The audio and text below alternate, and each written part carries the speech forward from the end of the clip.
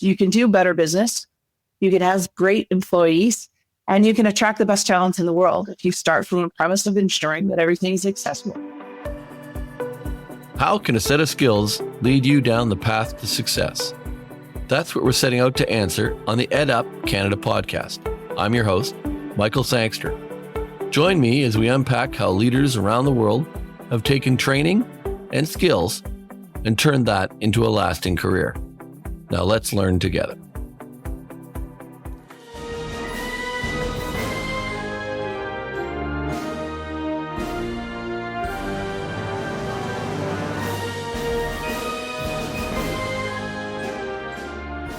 Welcome back to the EdUp Canada podcast. I'm Michael Sangster, your host, and I am joined today by Jamie Burton, the CEO of INNoVA Corp. We don't stand on long introductions. We let people take a moment and introduce themselves and what they do, but INNoVA Corporation is a group that's been around us a little bit, spending time in our colleges, talking to our owners about some of the things they're doing around accessibility especially. So, Jamie, do you want to introduce yourself and then maybe a little bit about INNoVA Corp? Sure. Thanks. It's a pleasure. Thanks so much for chatting with me today, Michael. So that's right. I'm Jamie and I'm the CEO of INNoVA, and we are 2 years and a little bit in the making. We're a very unique social enterprise for-profit business because we are owned by a charity. And so we have the pleasure to have the opportunity to create solutions that work to ensure people with disabilities have an opportunity not only to get a job in Canada, but also to be supported in their employment. And we are owned by the charity, the Canadian Council on Rehabilitation and Work. And of course, that organization is focused on employment opportunities for people with disabilities. So we complement each other very well. They're focused on the job seeker, and we are focused on ensuring that businesses have what they need to succeed with their employees. I had an honor at speaking at their event in Ottawa a couple of years ago. Incredible group doing amazing work. Yes, that's right too. You were at the Disability and Work Conference. That's correct. It is. And it was a great event, a great opportunity to talk about some of the things we're doing. More importantly for me, it was a chance to listen. And it's rare that you're on a panel at the front of the stage and you're actually there to listen there more than you are to talk.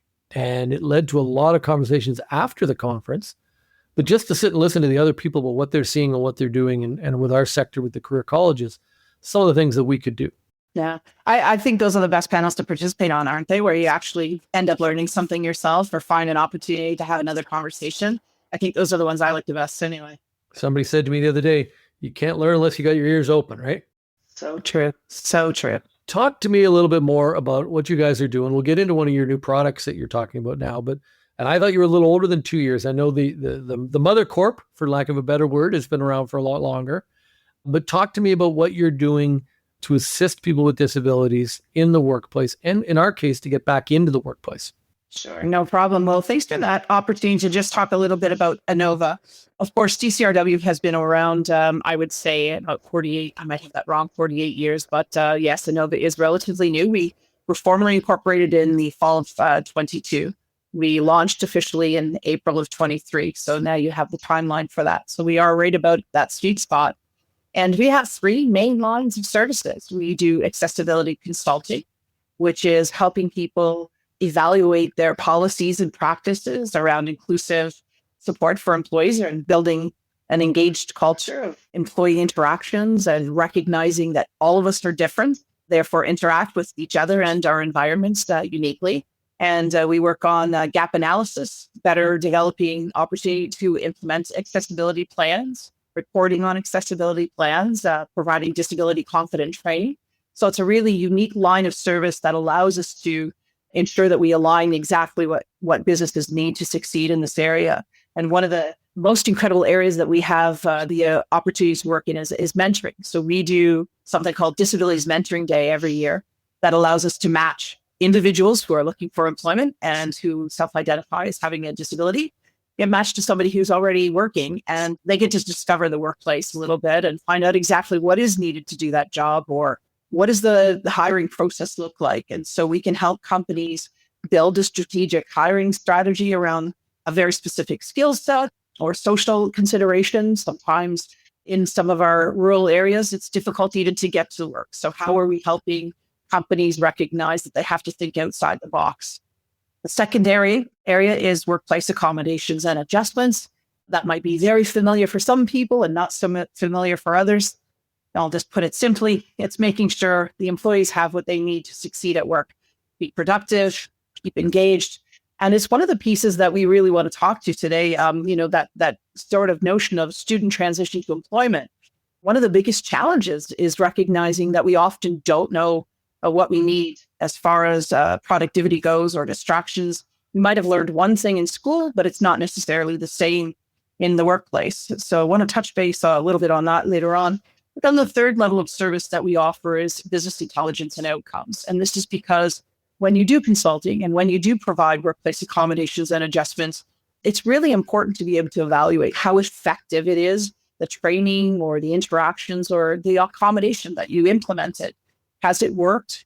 What is the value for not just that employee, but for the rest of the employees? And we have built an intelligence platform that allows businesses not only to implement accessibility and disability confidence components, but to connect those with productivity levels in every line of business, and then to help them design that reporting mechanism in their responsibilities in reporting. So environmental, social, governance reporting, or anything else. And it really builds a better business model because at its core, accessibility is key to better success. You can do better business, you can have great employees, and you can attract the best talent in the world if you start from a premise of ensuring that everything is accessible. I'm going to go back to a basic here for people. What would the definition in Canada these days be of a disability? I think it's a much broader audience than the average person thinks.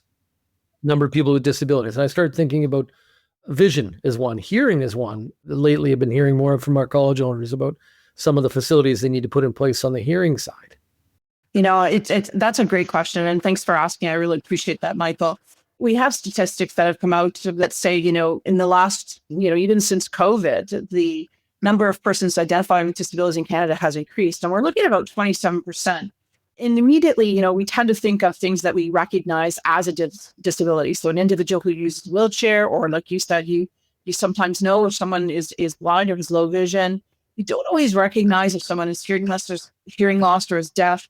But they might share with you that they need something, to sit on my left side because I don't hear so well out of my right side, or you might notice a hearing aid. But other than that, we don't really know sometimes if people have a disability.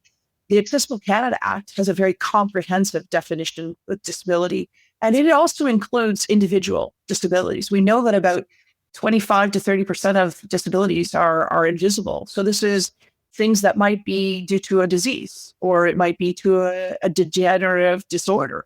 It could also be ADHD or someone who's neurodiverse. And so there's many things that are attributes of a person, but there's also many characteristics of disability. But we also know that disability is the only identity that will always have another identity attached to it. For instance, you can be a woman with a disability, or you can be a person of color with a disability. And I think it's really multi-dimensional in the experience, but it also means that we have to have an intersectional lens when we start talking about it and really understand that there are cultures associated with disabilities as well. Like deaf culture is something that not too many of us, if we're not in it or don't know somebody who is deaf, really have an understanding that this is they use a language that we don't use. And things like that are really important when you start looking at sort of the nuances of cultural dimensions at work and at school. Out of interest, we did a podcast last week. We had for Mental Health Week, we had a doctor on, Dr. Lowe, speaking about mental health and masking and unmasking. Are you seeing in your work more people identifying, not being afraid to identify? And I enjoyed a little bit of a meme joke this morning I saw. We like to keep it a little fun here, but we had a gentleman on the weekend who changed his name to Pope Leo, and we all identified with that, no problem. We all recognized his new name with no issue whatsoever. But I'm intrigued to see, are you seeing more people feeling comfortable? I know I said in the other podcast, my group of friends, mental health issues, they're a little bit more open about putting their hand up and saying, I'm struggling. I know men, in my group at least, are a little more willing to put their hand up and say, I'm having a tough go here, guys. Can we have a chat? Are you seeing that on the disability side as well? Wow. That's really thought-provoking because I'm just immediately thinking about some of the conversations that I've had recently. I think on the one hand, in a general conversation or just every day with people, you might have instances where people are more likely to disclose they're neurodiverse or might talk about something that they've experienced due to a disability. But when you're looking at formal constructs like at school or at work, I think we're still experiencing people are reticent to disclose. And the reason is because they don't know what happens when they do disclose. Is it something that's beneficial? Is it something that's negative? Is somebody going to bring that back and use it in a way that wasn't what was intended when they shared and disclosed that information? So I think it really depends on the context. But I will say we're talking about it a little bit more, or at least it seems we are. Neurodiversity is a very strategic intention by some companies now to be able to attract people who are neurodiverse. So that's helped a little bit. But overall, we've had big conversations recently because of some certain orders that came out of the US there, and not wanting to get into that rabbit hole too deeply, but as well as I do that had a lot of people talking about how we're not supposed to be saying these words. We're not supposed to be talking about disability. We're not supposed to be talking gender identification. We're not, because that's wrong, and it's not wrong. It's who we are as people. It's why this matters more than ever, and I would encourage that we should keep talking about it. Yeah, I'm encouraged in supporting the companies that are doubling down, that aren't backing up on these things. I think that's crucial. So let me talk a little bit about workplace assessments and the work that you do, because I know you've done it with some of our colleges. And interestingly, our membership are students usually in their 30s, about 60% are female, different dynamic, but an older group, but also much smaller college sizes, a couple of hundred students to 1,000, maybe, sometimes 50. In a year, focused on one program, doing a good job teaching that. So in many ways, we've had a lot of accessibility in our colleges, but almost out of necessity, helping the one person in front of them, not a strategy. Some have a strategy and have a plan, but your organization has been doing some great work with us to talk about it and get people thinking about it. So I'm intrigued to see what your workplace assessment program looks like, and what do you do in that area? I love that notion of necessity out of necessity. Isn't that interesting when we have a scope that is smaller and therefore the results are more under a magnifying glass, how it's likely more readily constructive to begin to build those models that will work for the person. And I love that that's your approach. It sounds like a great place to learn. A great story with one of your individuals talking about one of our colleges where they'd done everything right with a ramp to allow that student to get into the college. But what they hadn't thought about was the fact that that student every day had to go to the back door, couldn't come in the front door, and they hadn't thought about that. It's one of the things that I was like, wow, I would not have. They did the right thing, but did it in a way that separated the individual. Yeah, you nailed it. We can think of the immediate thing, but we may not think of the everyday thing. And that's a perfect example. And how often do we do that when we create what we call a solution? We only create things from our perspective. And so what you're talking about is what we've done at INNoVA is launch a product called Sphere. This is an app. So it's easily downloadable from the store that we're all familiar with, where we get our great apps that we use every day. And the reason why this is so magnificent and we're so excited about it is because it's an accessibility solution that allows people, first and foremost, to begin to create the means by which they can self-discover what they need to succeed. You don't know what you don't know. And you often don't know what it is that someone else might need to know. And so in case in point, the example of the RAM, there was a thoughtful consideration of how somebody could be facilitated, but had they just had a few more moments of resources or access to information with an individual who's experienced that, it would have been likely that it was said, by the way, I'd really love to come in the same door as everyone else, or something of that notion. What Sphere is as an app is it's a message. It's more than just an app to have interactions with. It really positions accessibility as being personal. And it sounds like that's something that what you create in your learning environments is this notion that it's about the individual learning journey. This is not a bureaucratic intervention. This is really a path to self-discovery, and it's when and where you need it. So for instance, if you're studying for an exam and you feel very distracted and very fatigued, there's tools in Sphere to be able to help you to focus, and some suggestions on how you can make a simple change to your work environment so that those distractions are no longer there, or suggestions how to get through those distractions. Sometimes that's all we need, is somebody to give us a moment of support when we need it. And that's why we've created this app. It's for individuals wherever they are, whenever they are, because it shouldn't be at the convenience of others. It shouldn't be at the expertise of others. It should be something that you can gain an understanding from yourself. And so when we look at some of the pressures of learning and some of the life factors that are also happening at the same time as you might be studying, or you have a paper that's due, or there's a course that's taking a little bit more time and attention than you thought, and you don't know why you're struggling, it's easy to just be prompted and then receive a recommendation on what you might do to achieve that. And if you don't have the answer immediately, there's also an outreach link where you can engage a professional consultant that's going to give you a few suggestions. So it mitigates a fail point for the individual in that moment. Talk to me about data privacy, because we drill into this no matter what we do. We recorded a podcast recently with a group that's doing a lot of work around medical record review, because many of our students go on placement and have to have their medical records reviewed. So we dove deep to make sure that the privacy side of the work is getting done too. So talk to me about how you're protecting the student. In our case, the student. Sometimes it would be an employee that is using Sphere, correct? Yes. Sometimes it's an employee, sometimes it's a student, and it doesn't matter who is the user. We have the same privacy guidelines in place. So this is developed first and foremost to ensure that we do no harm. So one of the things that we did from the very beginning was made sure, obviously, that it's accessible. The second thing that we did was make sure that there is going to be no risk to the individual. So inside the app, obviously, like any other app, there's a user journey that allows you to register so you can come back again and again and access the information. You can receive a report on that information. You can share a report. But if a report is generated, it is identified as only going to the individual, but it's de-identified information, regardless of anything else.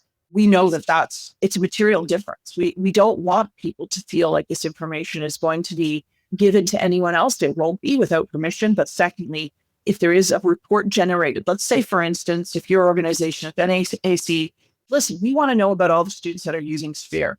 We can run a general de-identified report that says, 75% of your students have all asked the same question about, let's say, OCD. And so what is OCD?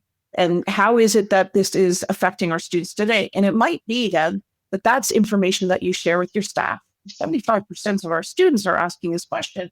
It's likely that that's a good piece of information that the faculty would like to have. But no, this is something that we take very serious. The data resides in Canada.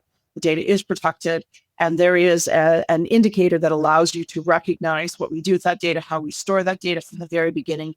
And people can select to even receive information themselves or not. So I can assure you that it's very good that way.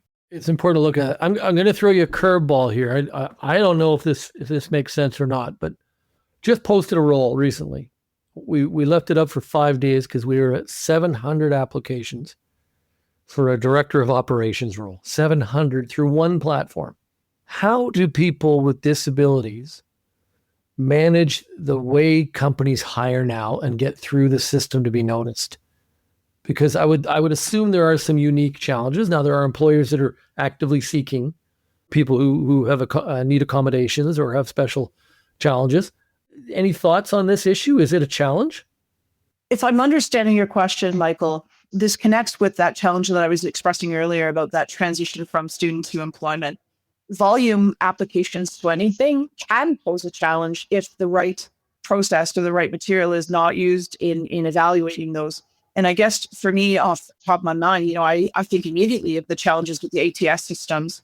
There is a bias built in. It doesn't recognize many of the things that are barriers for individuals in that process, first and foremost, for applying to a business. But secondly, how does it inform the user of some things that may not be accurate about the individual, because there could be something they don't recognize, or even the construct of their learning time. You said the learners in your classes are often older than just getting out of high school. So they've gone back for their second career, or they've gone back for reskilling and upskilling. And so we recognize that there's a lot of things that have gone in your life. Maybe if in your case where you mentioned that there was a majority of women, perhaps some of them have had a child. And so was there a period of time where they weren't working? There might be a gap on their resume. So we really work with businesses to help them understand that that's not doing them anything to find the best person for the job. But I think that there is a real understanding that has to develop here, that we have to change the game when it comes to applications. Resumes are archaic. They show a point in time that's past. They don't show the potential of the individual.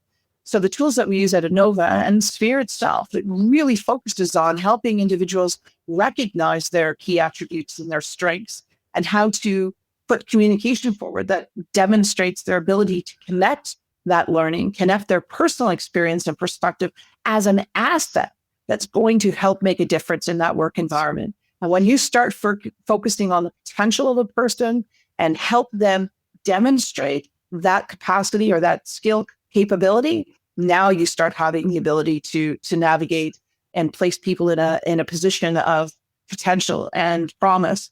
And the numbers of applications anymore, I think, we're going to consistently see that skills are the asset and companies need. So regardless of whether or not one person applies or 700 applies, there's going to be opportunities across the board in every skill sector. And it's going to be that the business wants to find them. So that my job is to ensure that the businesses can and make sure that it's accessible. And our job, yours and mine, is to make sure that students have what they need to succeed. And that's why we built Sphere as low-key transformative. It really wants to ensure that students graduate and are ready to thrive in the careers that they choose. It's funny. We actually turned the search engine, the filters off. We decided to make a physical effort to go through 700 resumes and figure out what popped through, because we felt that we owed it to them. And there were some quick decisions. There were some things that clearly were not a fit. People were spamming everything. But it's funny. We took it down to 300, down to 100, down to 30. But it's taken 2 weeks of grinding away with a couple of different people to make sure we did that. One of the things I love. So one of the things you could do is, if I might just make a suggestion there, I think it really is about that, because you're not wrong. It can be time consuming to go through them hand by hand, but you could also use AI as a tool there. It's not as a screening tool, but you can use AI to help you do some performative measures where you can have guidelines. How do we want to approach these resumes in this context? And I think that there's a lot of new ways that we can look at. How do we even think through the process? So what about a video instead of a resume? What about a conversation where you have key questions like you're asking me and everybody answers that question? And then you have keywords that you've identified that you'd like to hear. And if you don't hear them, you can ask a question about that keyword to see if they're responsive, because they do have understanding and experience with expressing that. They just didn't put it in the same context. And how you and I think about answering a question may not be how someone answers a question. It's one of the reasons why interviews are so challenging for some individuals. They might be the best candidate for that job, but the interview itself upsets their opportunity to be able to demonstrate that, because they're so stuck in that moment of thinking, did that question really mean that, or did it mean something else? And then they're distracted by the train of thought, or they're just not capable of using the words that you and I use, because we've worked in industry for how long and they've not had the opportunity to have any work yet. Well, and there's a couple of interesting things about our sector. One that's a benefit and one that's a hindrance.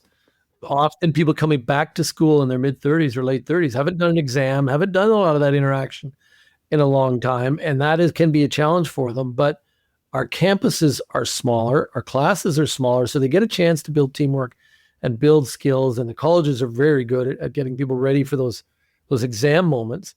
But almost all of our classes have a practicum, some sort of a placement with employer. And you'd be amazed how many of them end up working there. So I would argue it is a great place with someone with a disability, because the smaller class gives them a chance to shine and be assisted a little bit more, but also gives them the chance for that placement where they can meet the employer and all of a sudden they see the value of the person. And I may not use the right words, Jamie, but the value of the person is the right way to get them into that employment, into that company, right? Your words are spot on. If you ask me, you're bang on. I think experiential learning is the most critical component of any aspect of life, to be honest. It's something that I'm a profound believer in. I mean, my event, Disability Mentoring Day, is 15 years old this year, and I think it continues to grow and be an opportunity for many people with disabilities, because it is so successful. When two people are matched and spend time together, you get to know each other on the human dimension.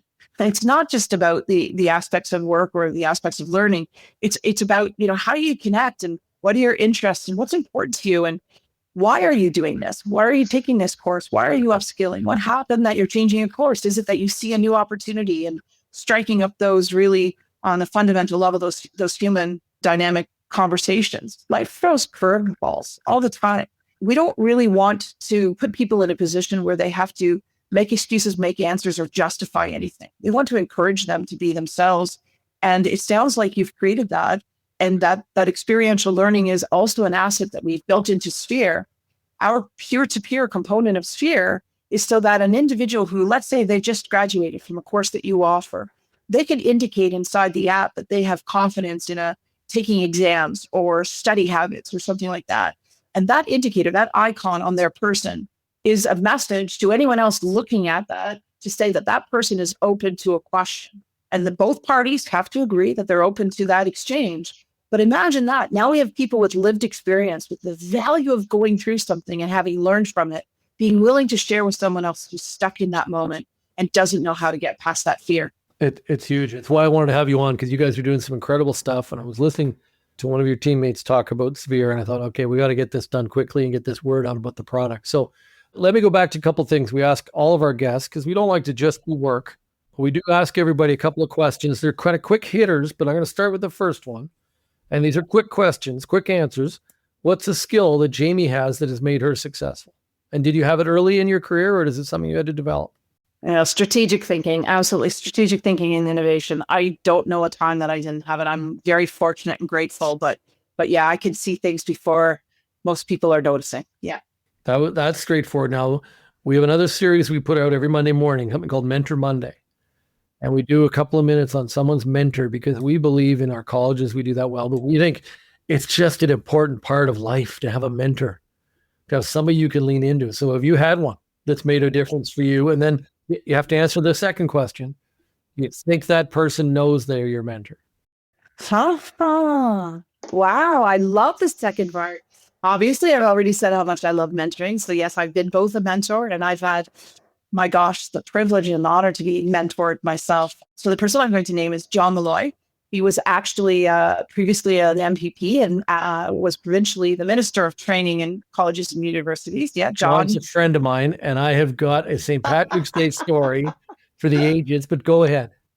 Wow. So currently he is also the director for the Center for Public Ethics, and he's a professor, teaches at Laureate, Martin Luther University College. And I think he also does a course for Waterloo on public service program. But his standard of ethics, his approach to a problem, his ability to talk to people, his ability to listen, to gain an understanding of what matters most, I can't even begin to tell you how much that has impacted my life. And would he know that I consider him I sure hope so. But there's never been a formal aspect of it ever. Interesting. So St. Patrick's Day, 30 years ago, I had just moved back to Ottawa, and I decided I was going to have a party and let everybody know I was here as a lobbyist for a group of companies my family was involved in. And we lit up a pretty good party, and John showed up in the afternoon, and we were, I want to say this was 30 years ago, and the bill was well over $3,000, and there was no food. It was a good event, and everybody was in and out from Parliament Hill. I had a whole section of an Irish pub for the day. We had a great time. I think John came and had 2 Cokes and went home. About 2 hours later, John came back and paid for his Cokes because he felt bad that he had left and forgotten to pick up the tab. And I said, John, like, we're over $3,000 now.